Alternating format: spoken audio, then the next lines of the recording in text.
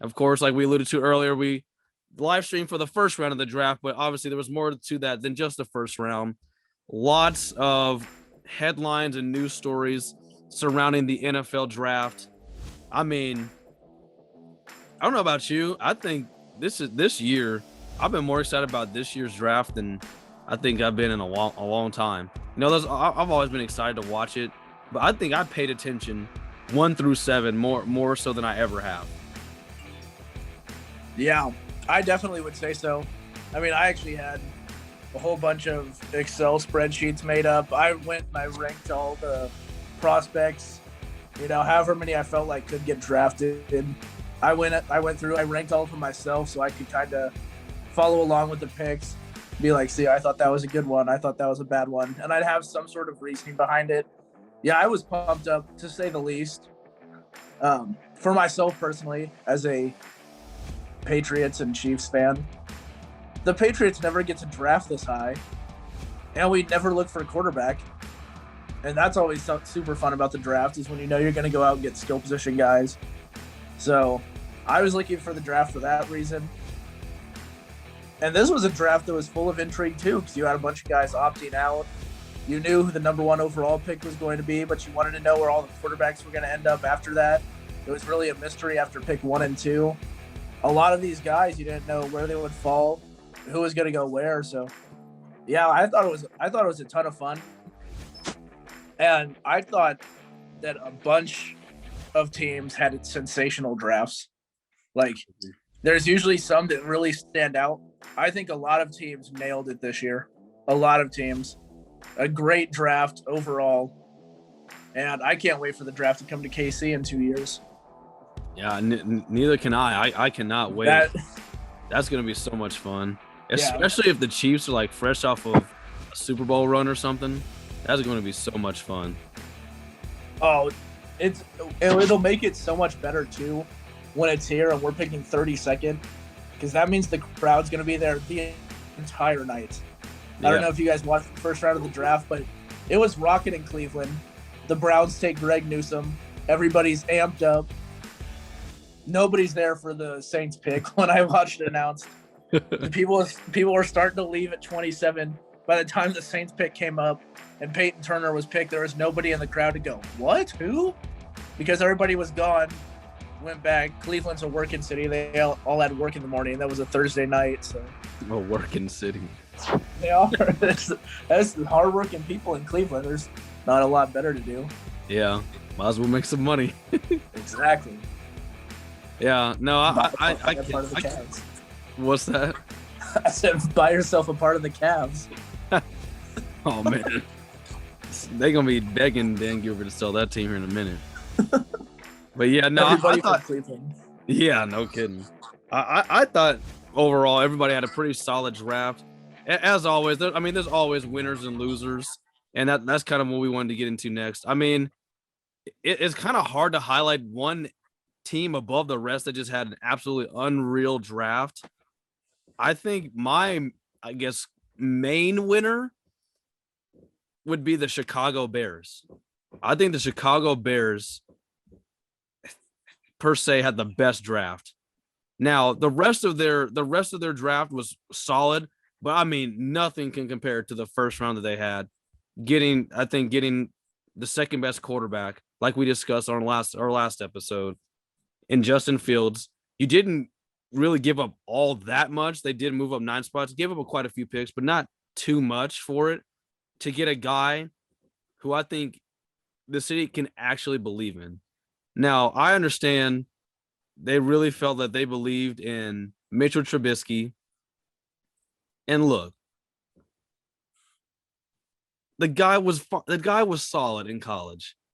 But I mean, he was never on the highest stage doing some of the biggest things in college football. Justin Fields has been there, been at 2 very high profile universities, went to the national championship, beat the number 1 quarterback head to head. And if you just look solely at the division right now, the Vikings are still a mess. They might have just drafted their quarterback's replacement. The Lions never can get it done, and that's a team we'll get into in a minute. because I did not agree with their draft strategy. And the Packers quarterback is threatening to retire. So while every other place, and also to keep in mind, we have no idea how Jared Goff will play under the Lions system. So literally everywhere in their division, there's a question mark at the quarterback position. And the Bears, now they may say they're going to start with Andy Dalton or go with Andy Dalton, but they actually just might have found the answer to the quarterback issues when they've had the most quarterback issues of anyone in that division. And in one night, and in one single night, they might have the most for sure thing in the moving forward. So I think the Bears, to me, are by far my biggest winner. And then you back that up with getting some offensive line help. A guy who easily could have gone in the first round in Tevin Jenkins. You get him as a steal in the second round. You then get weapons. You get a Missouri offensive tackle as well. Then you get him a running back and receivers to help. I mean, I don't know what else you can really ask of the Bears. I thought that was, I mean, just such solid drafting.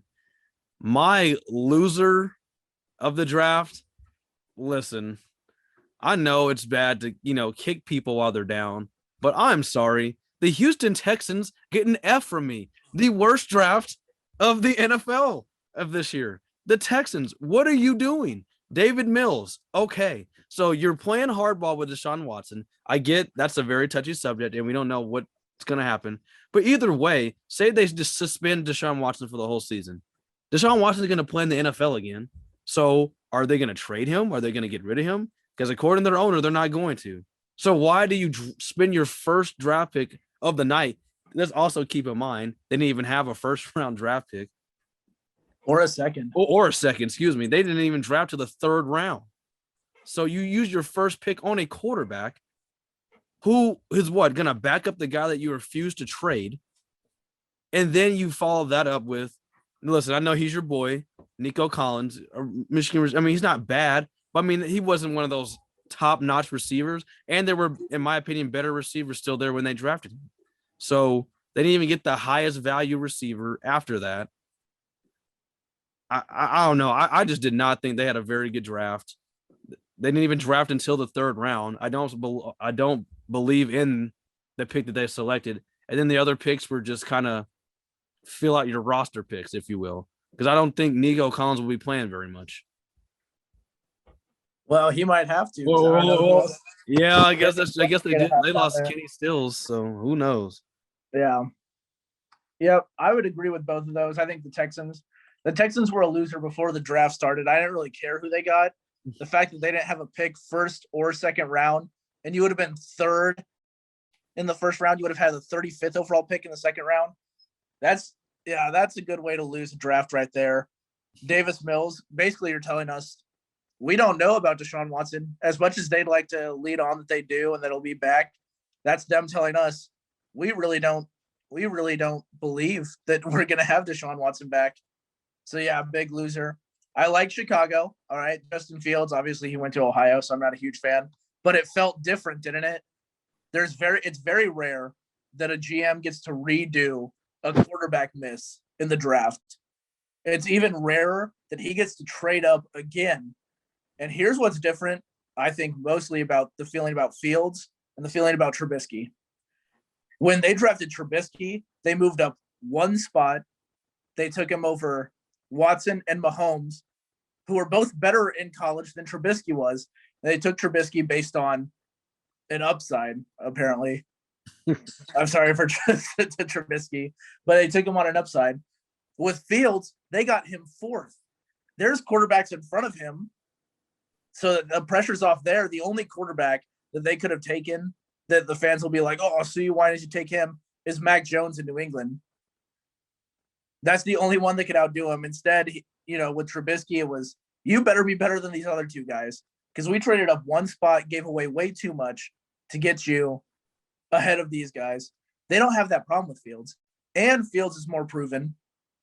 Fields looks, in my opinion, than when Trubisky came out. So I think the Bears nailed it. I think another NFC team nailed it too. I love the Carolina Panthers draft. I like them getting J.C. Horn. They're kind of creating very quietly another good defensive backfield. Remember that 2015 team with Josh Norman and the boys when they were shutting everything down? Well, J.C. Horn, he's very physical. He's probably going to get called for a few PIs his first year in the NFL. That's, seems to be a trend with rookie defensive backs. But with their pick last year of Chin, J.C. Horn, who I think is a front runner for defensive player or defensive rookie of the year, my mistake, defensive rookie of the year early on. I like that pick. They stole Terrence Marshall in the second round. He went 27th in the second round. I mean, that was my 5th ranked receiver. I don't know what Tennessee's doing. Terrence Marshall in the second was incredible. Obviously, they got my boy Chuba Hubbard. I don't know how much he's going to play with Christian McCaffrey there. I don't know about that one. But they'll probably move on from Mike Davis. Mike Davis earned himself some money last year. They can move on. They'll have a really good backup running back at second. And even on day 3, they got Deontay Brown, the guard from Alabama, who never allowed a sack. They got a cornerback from Washington, Keith Taylor, very good. Davion Nixon, a unanimous All-American defensive tackle, got him in the 5th round too. I mean, I think the Panthers knocked it out of the park, and this is a good thing for the Panthers because they had Matt Rule come in from college. So he's got to see all these guys. He's scouted them. He's recruited them. He's familiar with them. So guys like Urban Meyer for the Jaguars and Matt Rule for the Panthers, who was there, Joe Brady, who's there on staff too, who coached at LSU and got to see all these guys. They have something come draft that none of the other NFL coaches do because they've gotten to see these guys now for 3-4 years, going back to their high school days. So they know what they're capable of. I think the Panthers had an amazing draft. One that I'm not so fond of, the Las Vegas Raiders. The Raiders. And I feel like we say this a lot, and I actually don't think this draft is horrible in and of itself. Because the first round pick of Alex Leatherwood, we thought was a little high for where he was as an offensive tackle. Then they got Trevon Merrick in the second round. You said, okay, well, that was the best safety available. Things are actually looking up because you got both of them. Who cares what order you took them in? That makes no difference. They're both on the team. If you would have flipped the order, everybody would have said, that's a pretty good start. However, after drafting the best safety in the draft, they drafted 2 more safeties, one on day 2, one on day 3. So they drafted 3 safeties. They drafted a cornerback who's converting back from safety that he played in college. Yeah. And they drafted an outside linebacker. Now, to be fair, this outside linebacker went to Buffalo, and they're probably missing Khalil Mack a whole bunch in Vegas right now. The Raiders are. But I just don't know if he's the answer for a team that needs pass rush. And as much as you needed to improve at the safety position, it's not like those other 2 guys are going to come in and get much time over Jonathan Abram and Merrick, unless Abram gets hurt again. So their draft confused me a little bit. I feel like they didn't address a ton of areas of need. They just addressed one area of need really hard. And there's not going to be enough. That DB room will be interesting. They're not going to be enough spots for all of them on the team. So I'm wondering how they're going to make that work. But Gruden's a madman, so maybe he will. And that's the great thing about winners and losers of the draft, is it's never really determined on draft night or the days after. Usually you determine it 2-3 seasons down the road. They're going to have a lot of time with these guys. So who knows? Maybe in 3 years, it'll be Gillespie from Mizzou that's the star safety and not Merrick. So, you know, that's just how it goes. But first impression, the Panthers won at the Raiders. Not so great. Not so great. Well, speaking of a situation that's not so great, getting back over to the NFC North now, the Green Bay Packers. Listen here, all right? I'm repping the boy AA Ron, but I am very displeased with the Green Bay Packers, and I don't think I've been very shy about it on this show, and I'm really not shy about it in our group. This team continues to spit in this man's face. And then you got idiots like Terry Bradshaw that feel the need to come out and start talking bad on Aaron Rodgers' name. Listen, Bradshaw, you had everything handed to you. You have more career interceptions than you do touchdowns. You had an all-time great defense, weapons all over the place, a good O-line. Franco Harris. Like, those are things that I couldn't even, almost all those things I can't even say about Rodgers. He does not have a good defense. He has an all right defense. And go back just about 2-3 years ago, they were horrible. Now he does have some weapons. Devontae Adams, of course. But I mean, we're just now starting to see Devontae Adams be, argued amongst the top best. He's always been really good. But I think this past season was his first time, I think, being in that, is he the best receiver in the league type of conversation. So we're just now getting that for Adams. Yeah, thank God they re-signed Aaron Jones, but they drafted Aaron Jones' replacement last year in the second round. I don't understand what this team is doing. And what do? They follow up with this past draft, drafting Eric Stokes, not a bad player, but I just do not get it. I don't understand this team. They got him Amari Rodgers, but come on, man. I don't understand it. I don't know where Aaron Rodgers is going to be playing next year. I don't know if he's calling their bluff. I don't know if he really is going to sit here and wait till the GM is fired. But I mean, I'm all the way on team Aaron Rodgers here. This is just stupid. I have never seen a team not want to take care of their star quarterback. Keep in mind, the current MVP of the NFL. How do you mess that up? How do you piss off the MVP of the league? Of any league? I don't get it. I'll never understand it. This is such a strange situation altogether with Rodgers. And there's been different reports that come out every day. They basically all say the same thing. It's that this is what Rodgers is upset about. Then the next day it's, oh, well, actually, this is what Rodgers was upset about. It's all sort of a culmination that's leading to ultimately what I believe is Rodgers leaving Green Bay for sure, potentially retiring from football, if I'm going to be honest. And that would be really bad for the game. The MVP retires the season after. But if the Packers are in a complete stalemate, it's almost unheard of to get rid of the GM in favor of a player. And as great as Rodgers is, I think the Packers don't believe that because you wouldn't have taken Jordan Love. If you believed he had another 5-6 years in him, you wouldn't have taken Jordan Love. So they're probably not going to get rid of their GM for a quarterback that they believe will be there for fairly short term. I think he's got to be out. It'll probably take a miracle for him to stay in Green Bay, I would say at this point. I would not be shocked if he retired. And like Gannon said, this has been building since it was before last year.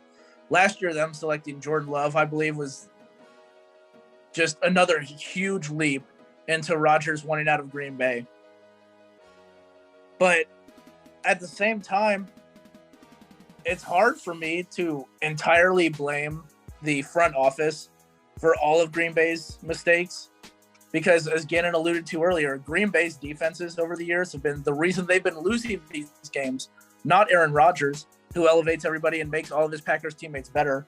So they're trying to improve the defense while at the same time alienating their quarterback. And they just never got it right. So this has been something where it's, if you take an offensive player for Rodgers, it'll look good in the short term, but people will wonder, hey, what are you doing to address defense? And then you take defense to try to address a problem on that side of the ball. And then it's, hey, you guys haven't been helping Rodgers like at all. So okay, but here's the thing. The problem with that is they haven't taken an offensive player in the first round since 2012. 2012 until Jordan Love. That's not like, okay, every now and then we try to help with the 2012. Come on now. Yeah, that is a pretty impressive number to go all defense in that amount of time. And to, I mean, you'd expect if you got a first round defensive player every year, by this point, somebody got to be good. Your defense would be, and they do have pieces on defense. It's interesting. They don't really draft them. Jair Alexander was drafted, but they got Sedarius and Preston Smith via free agent. So I don't know what the plan is. I don't know if they bank on attracting free agents to Green Bay, free agent receivers, with the opportunity to play with Aaron Rodgers and to play in the Packers system, whatever it is. But yeah, there's a lot of mistakes by the front office. And at the end of the day, it's unfortunate for Rodgers because those higher ups, they usually select GM over players. As bad as that is to say, the players are more replaceable than the GM in a lot of their minds. And I don't know. I did see this kind of floating around. I don't think this will happen, but I saw what would you think of a possible switch of Russell Wilson for Aaron Rodgers? it would be interesting. Saw that floating around a little bit. That would be in this hypothetical situation. You take Rodgers and you would replace the stellar offensive line that he has with the Wilson weapons, which would definitely be, I don't know if that'd be refreshing for him. I think it would be at the start to be throwing DK Metcalf and be throwing to Tyler Lockett instead of trying to fit the ball into a double team Devontae Adams. But I think that would be a win for Russell Wilson too. Russell Wilson is probably damn tired of running for his life every game because the Seahawks, there's another front office refusing to do a whole lot for him, not getting him the offensive line help that he asked for. Him running around for his life, he'd probably be perfectly happy dropping back and taking, 2-3 seconds to get the ball out without running around like a chicken with his head cut off in the backfield, throwing passes from 20 yards behind the line of scrimmage. Yeah. You've got 4 guys about to hit you. In this hypothetical situation, I think both guys would be happy at the start, but I think they'd run into the same problem that's ailing the other player at the end of it. This has got to be something that you take care of well before your quarterback ever gets into this situation, which is why the Chiefs, we didn't mention them, and the Chiefs had such an amazing draft, an amazing offseason, because as soon as Mahomes and that offensive line really in the Super Bowl started to show signs of cracking, the Chiefs revamped it all the way. They hit every spot. They got an absolute steal of an offensive guard, an All-American guard in the 7th round, or maybe it was 6th round, wherever. Trey Smith went very late. You got your center for the future. You've signed a bunch of guards. You traded the 31st pick for a proven offensive tackle. And all of a sudden, that weakness became a strength for the Chiefs. They already went and re-signed all their skill position guys. I mean, they did everything in their power to keep him happy early on so that it doesn't get to the situation that they have in Seattle right now, where Wilson's starting to get disgruntled, where Rodgers is not even going to come back to the team. And what's even funnier about Green Bay to me is that Green Bay should be used to dealing with star quarterbacks because they had Brett Favre well before Rodgers got there. And when they drafted Rodgers, Favre was really upset about it. And he said, you know what? You drafted the guy who's going to come in and replace me. I'm going to go somewhere and compete against you because that's not cool with me. And they didn't learn to like give Rodgers a heads up that they were going to take Jordan Love. They weren't like, oh, maybe quarterbacks don't like this.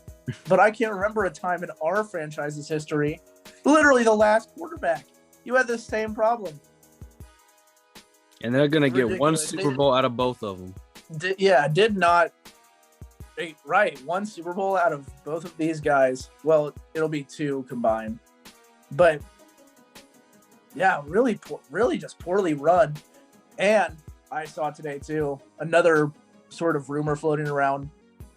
Aaron Rodgers came out and publicly said he likes the receiver Kumaro that they had. A day after the Packers cut Kumaro,